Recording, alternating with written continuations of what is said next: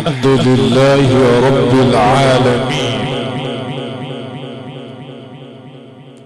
الحمد لله رب المشارق والمغارب. خلق الإنسان من طين لازب ثم جعله نطفة بين الصلب والترائب فخلق منها زوجها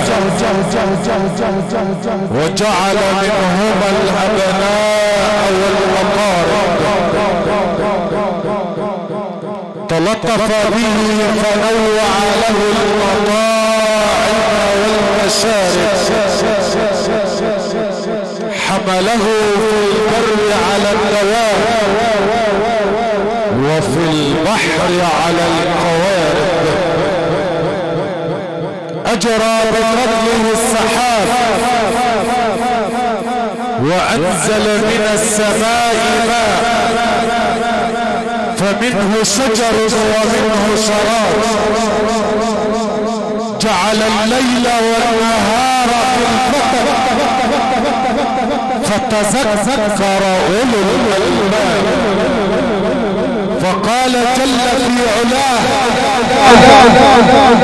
إن في خلق السماوات والأرض واختلاف الليل والنهار لآيات لأولي الألباب الذين يذكرون الله قياما وقعودا وعلى جنوبهم ويتفكرون في خلق السماوات والأرض ربنا ما خلقت هذا باطلا سبحانك فقنا عذاب النار. وأصلي على خير البشر الذي به الخير قد اتصل إمام العلوم وبحر الوضع محمد بن عبد الله خاتم النبيين والمرسلين خاطبه ربه من فوق سبع السماوات فقال وما أرسلناك إلا رحمة للعالمين صلاة وسلاما عليك أبا القاسم وسيدي يا رسول الله. أيها الجمع الطيب المبارك في كل بقعة من بقاع الأرض يصل إليها نداء الحق تحية طيبة مباركة من عند رب العالمين. سلام الله عليكم ورحمته وبركاته في مستهل هذه الليلة القرآنية النورانية المحمدية. أيكم من هنا داخل قرية القرعة الجديدة مركز الإبراهيمية محافظة الشرقية وعلى الهواء مباشرة عبر الشبكات الإنترنت الدولية والعالمية وموقع مهندس محمد شعبان الأنور في هذه الليلة القرآنية العطرة إلى التكريم وداع الوالد الراحل اسكنه الله فسيح جناته والحج فتحي مأمون. وقد جئنا مشاركين العزاء إلى فضيلة القارئ السيد محمد فتحي مأمون في ليلة تكريم وداع الوالد الكريم اسكنه الله فسيح جناته. كما نشارك أيضا عموم عائلة مأمون قاطبة كل من اتصل بهم بحسب أو نسب العزاء الأستاذ ياسر فتحي مأمون الحج شحتة مأمون الحج كامل أبو مأمون الأستاذ السيد أبو مأمون حج عبد الناصر أبو مأمون حج صالح أبو مأمون حج خالد أبو مأمون أستاذ كامل الشحات مأمون، الأستاذ مأمون عبد المنعم مأمون، الأستاذ كمال إبراهيم عوض الله، الحج حسني القبجي، عموم عائلات أبو مأمون بالقرعة الجديدة ومن نشارك العزاء، عموم عائلات أبو مكاوي بالمهدية، عموم هذه العائلة الطيبة، كل من اتصل بهم بحسب أو نسب مقدم لحضراتكم جميعا باسمهم بخالص الشكر والتقدير والعرفان، ولا أراكم الله مكروه في عزيز لديكم. سعدنا أن يكون معنا في هذه الليلة القرآنية العطرة علمين من أعلام دولة التلاوة بمصر والعالم الإسلامي والعربي، الفخر قراء وحافظة الشرقية. سعدنا أن يكون معنا ذلكم العالم القرآني عند اتحاد رابطة القراء بجمهورية مصر العربية، قارئ الإذاعة والتلفزيون المصري والعربي، فضيلة القارئ الشيخ إبراهيم أبو العز قيام، القارئ والمقيم بالعصاير مركز ديار بلاد الشرقية. ولكن أخي المستمع الكريم، هيا بنا طيب اللقاء ويسعد المساء، عش خاشعين في رحاب هذه التلاوة القرآنية العطرة، روها علينا ذلكم العلم القرآني، فخر قراء محافظة الشرقية لمركز ومدينة الإبراهيمية، المقيم أبو فودة، فضيلة القارئ الشيخ سالم سليم محمد. الله أسأل له التوفيق ولي حضراتكم حسن الاستماع، انه ولي ذلك ومولاه. أعوذ بالله من الشيطان الرجيم.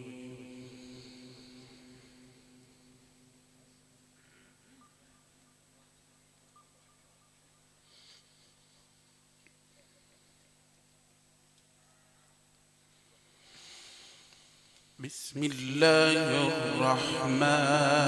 الرحيم.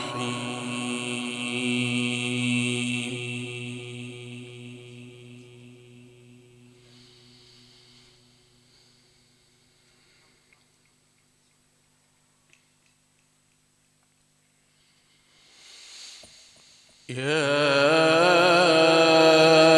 أيها الناس اتقوا ربكم الذي خلقكم من نفس واحدة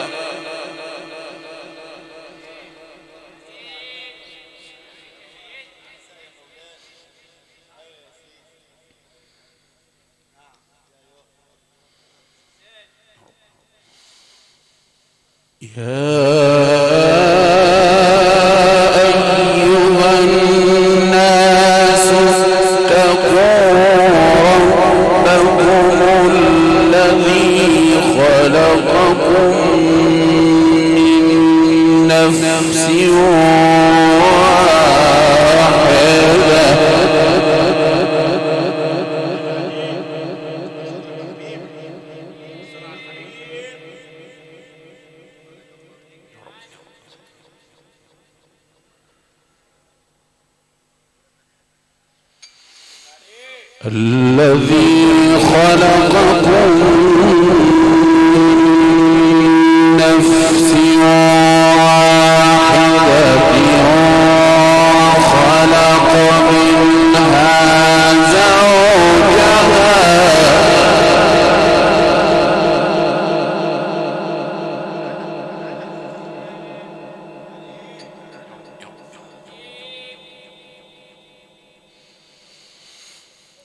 وبث منهما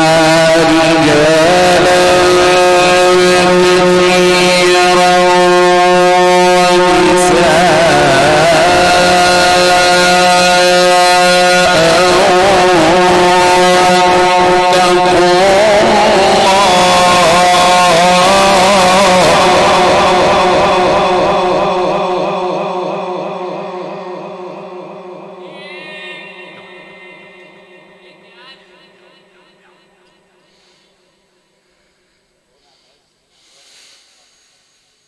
وبث منهما رجالا كثيرا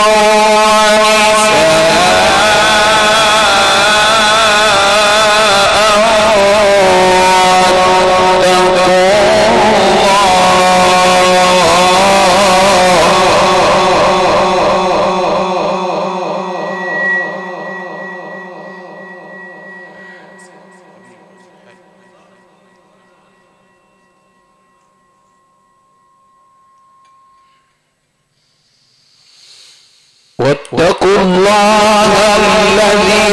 تساءلون به والأرحام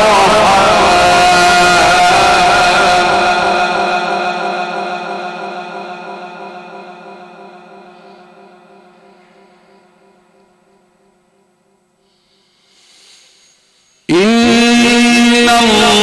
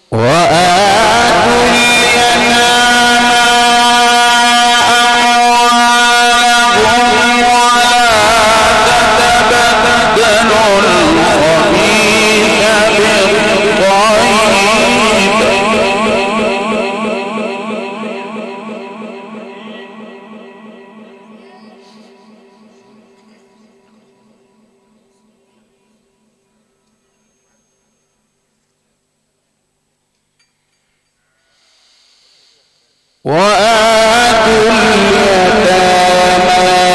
أموالهم ولا تتبدلوا الخبيث بالطيب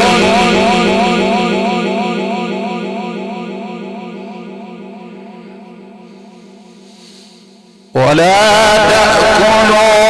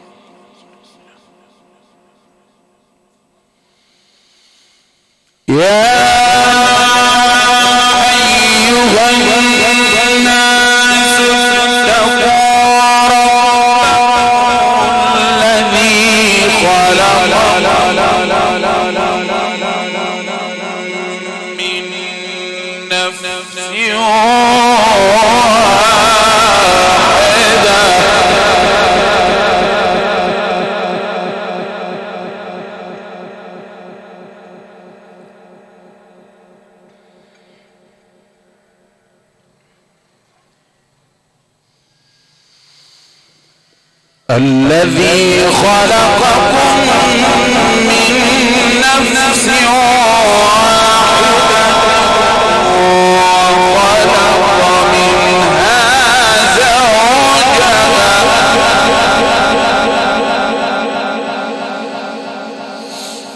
وبث منهما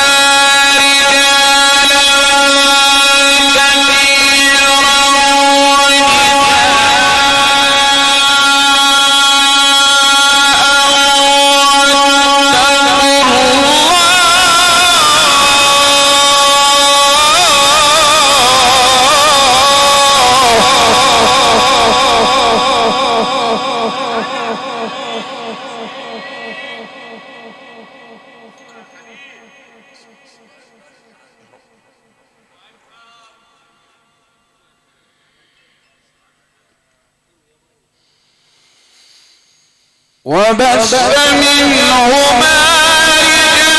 رجالا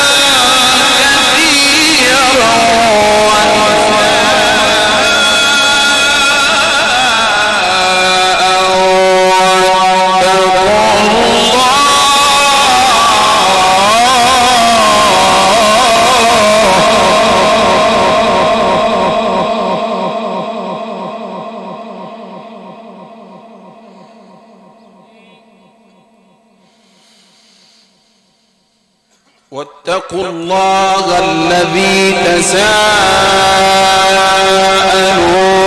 به والأرحام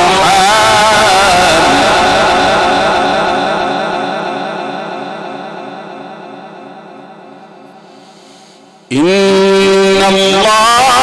كان عليكم رقيبا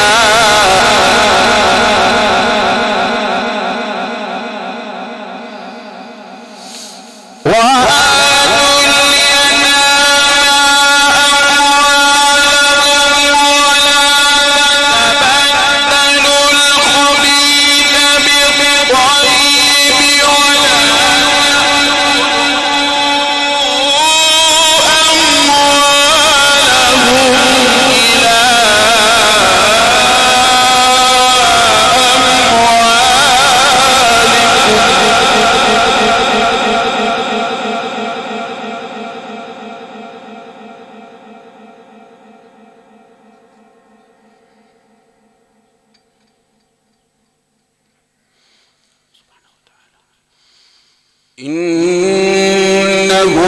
كان حبا كبيرا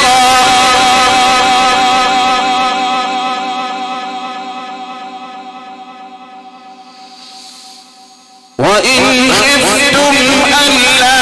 تقسطوا في اليتامى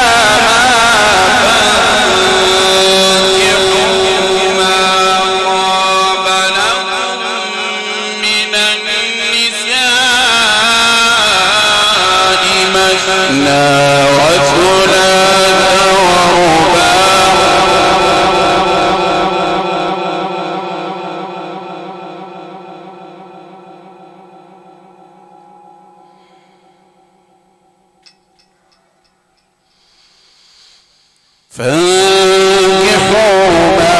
طاب لكم من النساء مثنى وثلاث ورباع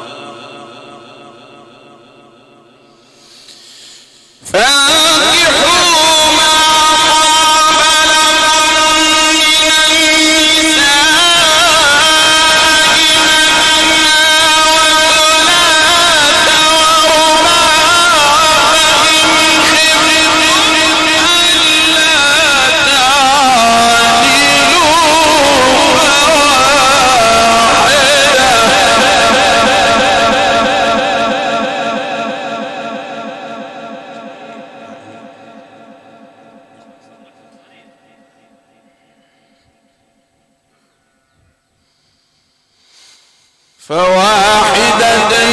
أو ما ملكت أيمانكم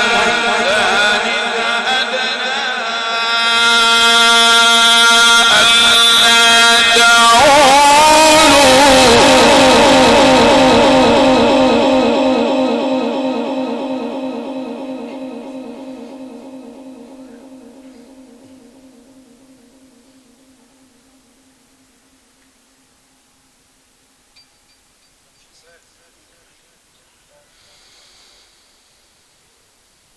وآتوا النساء صدقاتهن نحلة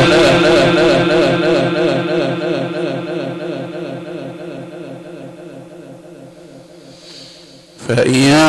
طبن لكم عن شيء منه نفسا فكلوه هنيئا مريئا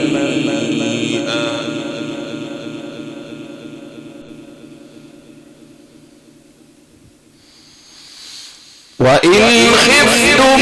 ألا تقسطوا في اليتامى ما طاب لكم من النساء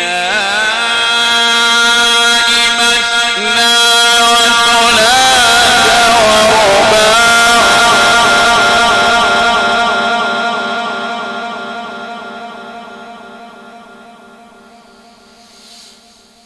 فانكحوا ما طاب لكم من النساء مثنى وثلاث ورباع فإن خفتم ألا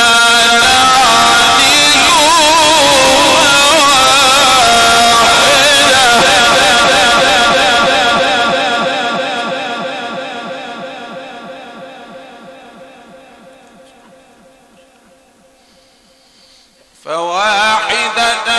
أو ما ملكت أيمانكم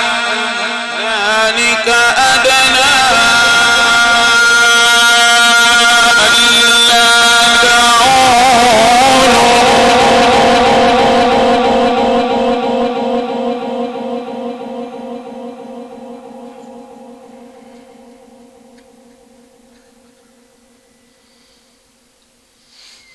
وآتوا النساء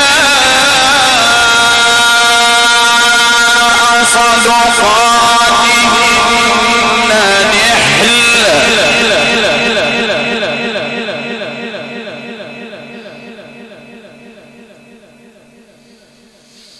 فإن طبن لكم عن شيء منه نفسا فكلوه هنيئا مريئا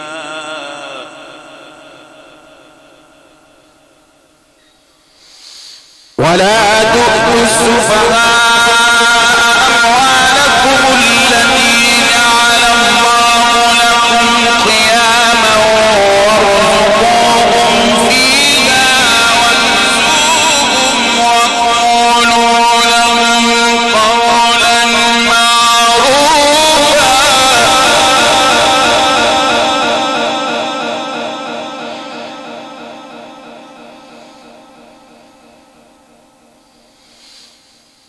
وابتلوا اليتامى حتى إذا بلغوا النكاح فإن آنستم منهم رشدا فادفعوا إليهم أموالهم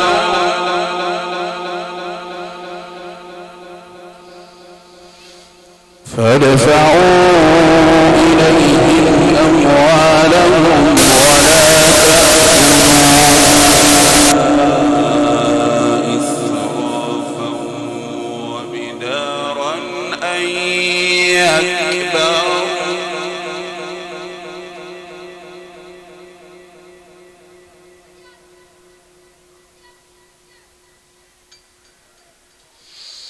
ومن كان غنيا فليستعفف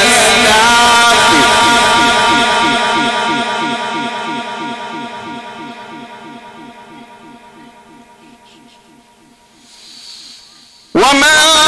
كان غنيا فليستعفف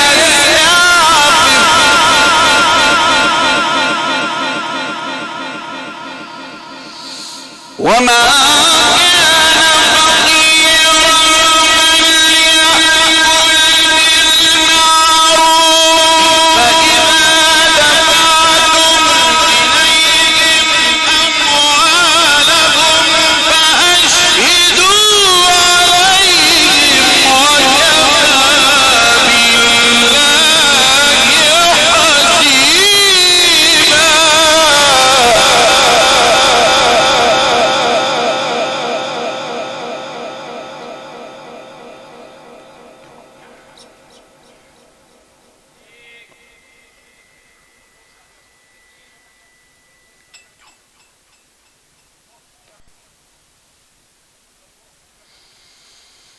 ومن كان غنيا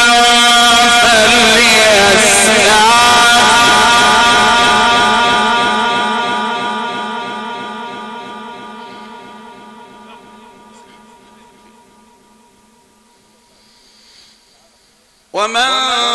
كان فقيرا فليأكل بالمعروف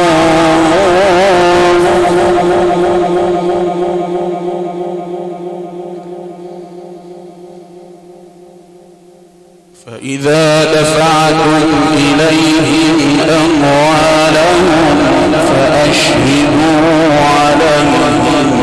وكفى بالله حسيبا.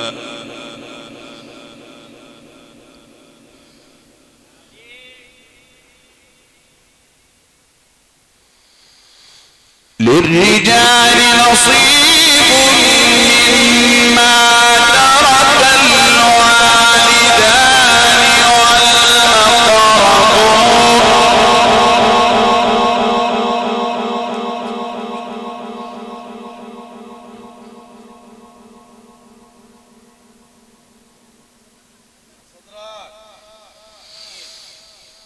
للرجال نصيب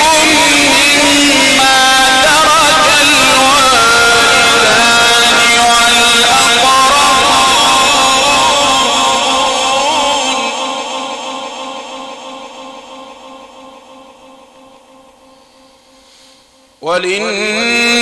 وللنساء نصيب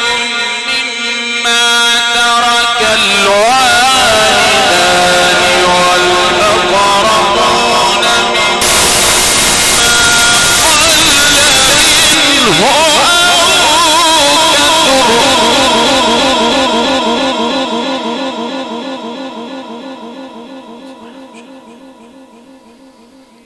نصيبا مفروضا.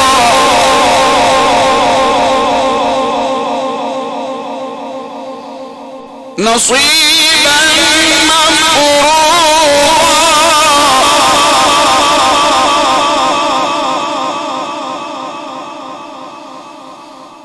وإذا حضر القسمة أولو القربى واليتامى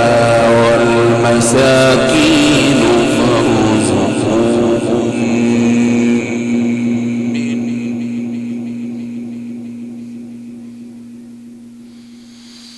فارزقوهم منه وقولوا لهم قولا معروفا.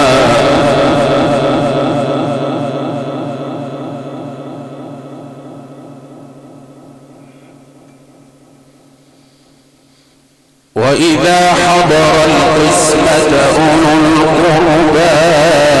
واليتامى والمساكين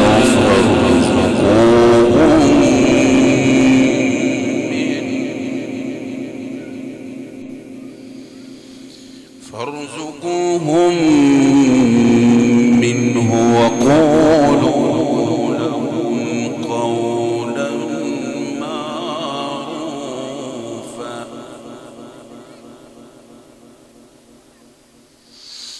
وليخشى الذين لو تركوا من خلفهم ذرية ضعافا خافوا عليهم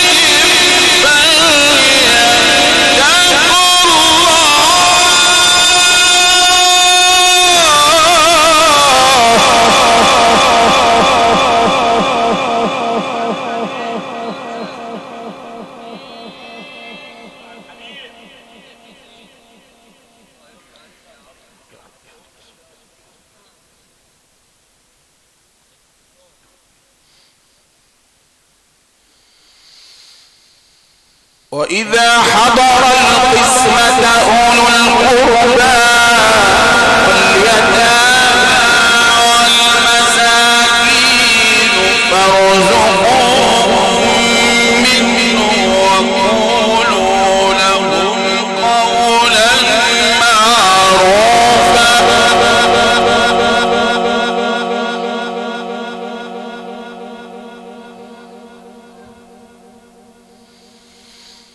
وليخشى الذين لو تركوا من خلفهم ذرية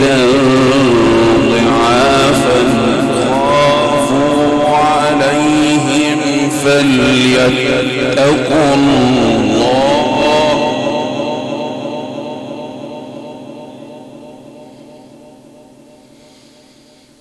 فليتقوا الله وليقولوا قولا سديدا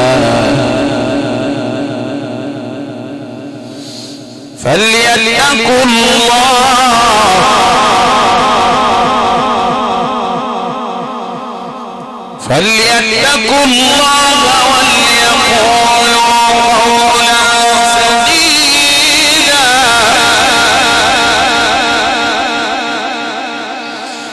وليخشى الذين لو تركوا من خلفهم ذرية خافوا فليتقوا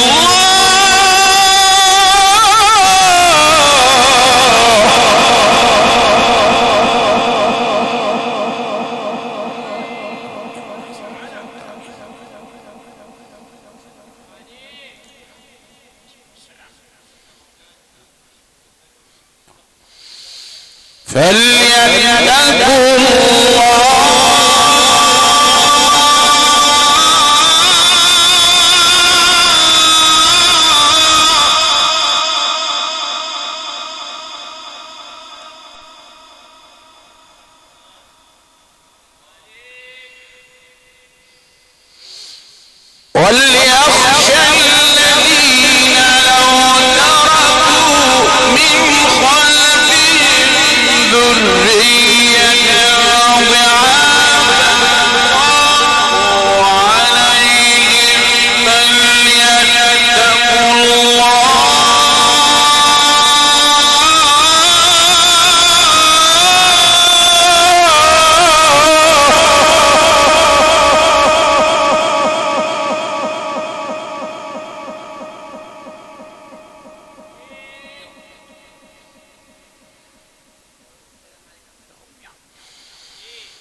فليتقوا الله وليقولوا قولا سديدا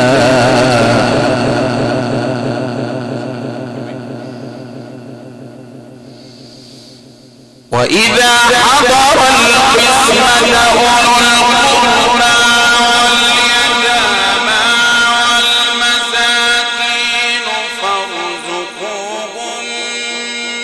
منه وقولوا لهم قولا معروفا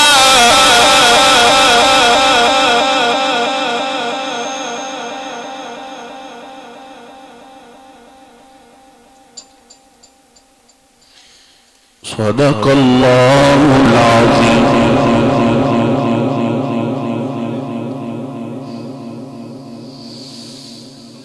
وليخشى الذين لو تركوا من خلفهم ذرية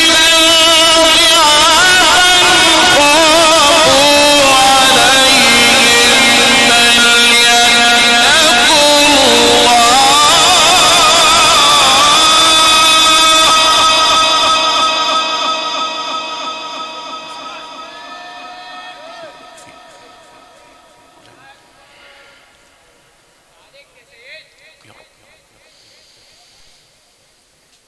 فليتقوا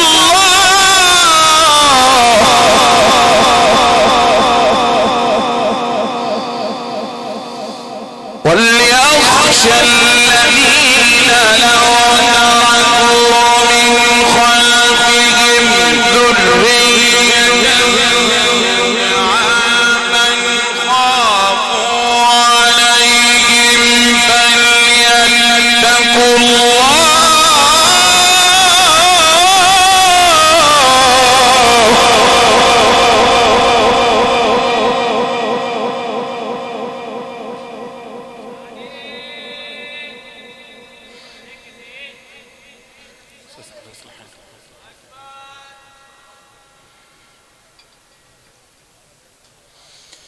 فليتقوا الله وليقولوا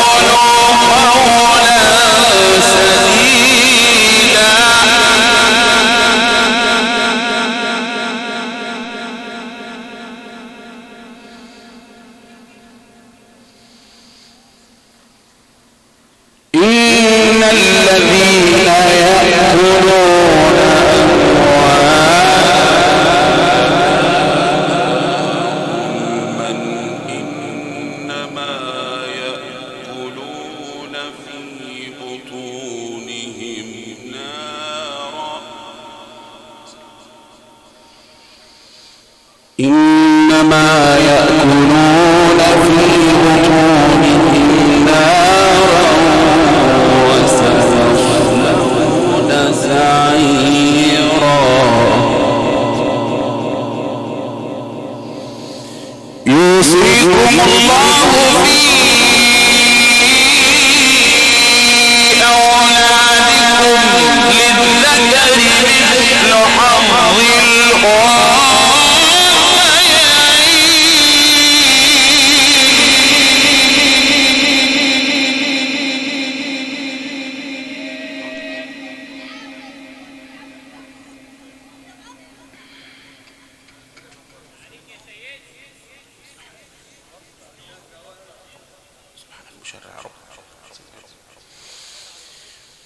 يوصيكم الله في أولادكم للذكر مثل حظ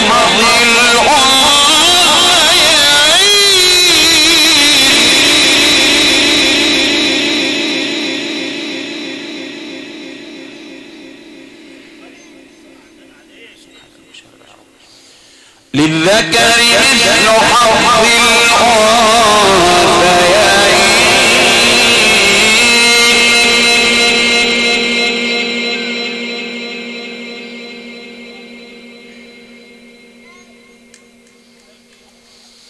للذكر مثل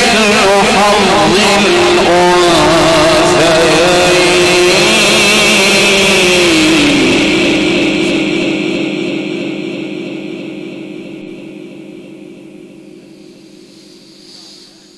فإن كن نساء فوق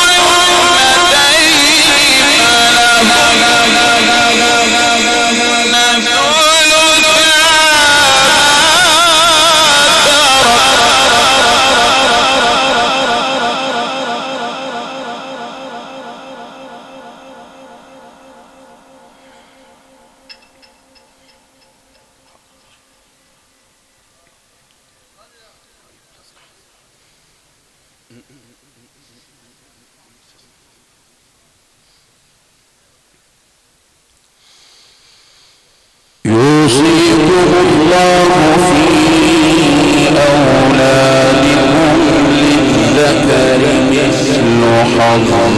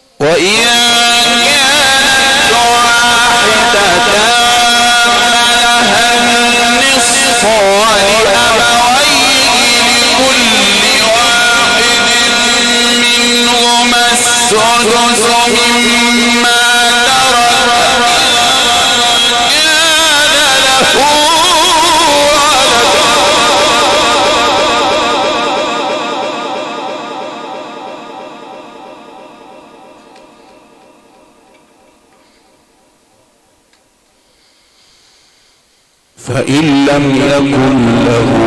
ولد وورثه أبواه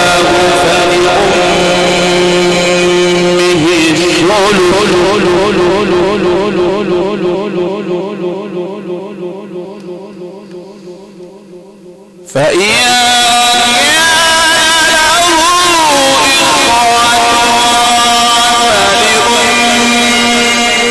الثلث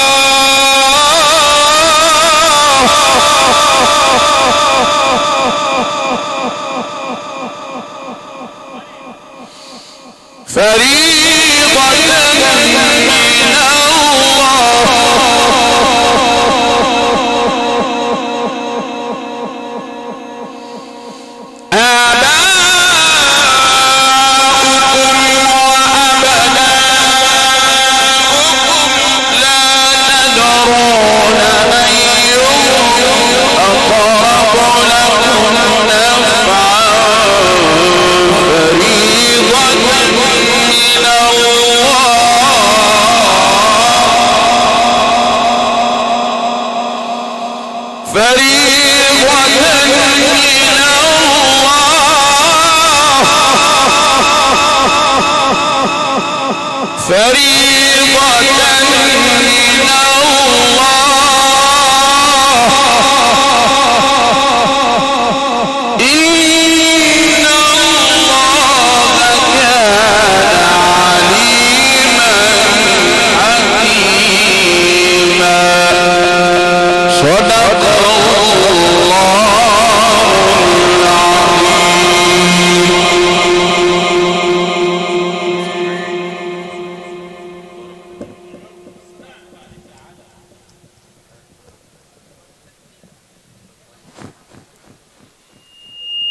صدق الله العظيم وبلغ رسوله الكريم، نحن على ذلك إن شاء الله لمن الشاهدين. وهكذا أخوتنا أخوة الإيمان والإسلام، لقد فتح الله علينا بالذي هو خير، تلاوة قرآنية عطرة بصوت ذلكم العلم القرآني، فضيلة القارئ الشيخ سالم سليم محمد القارئ والمقيم بأبو فودة مركز الإبراهيمية شرقية في هذه الليلة القرآنية العطرة.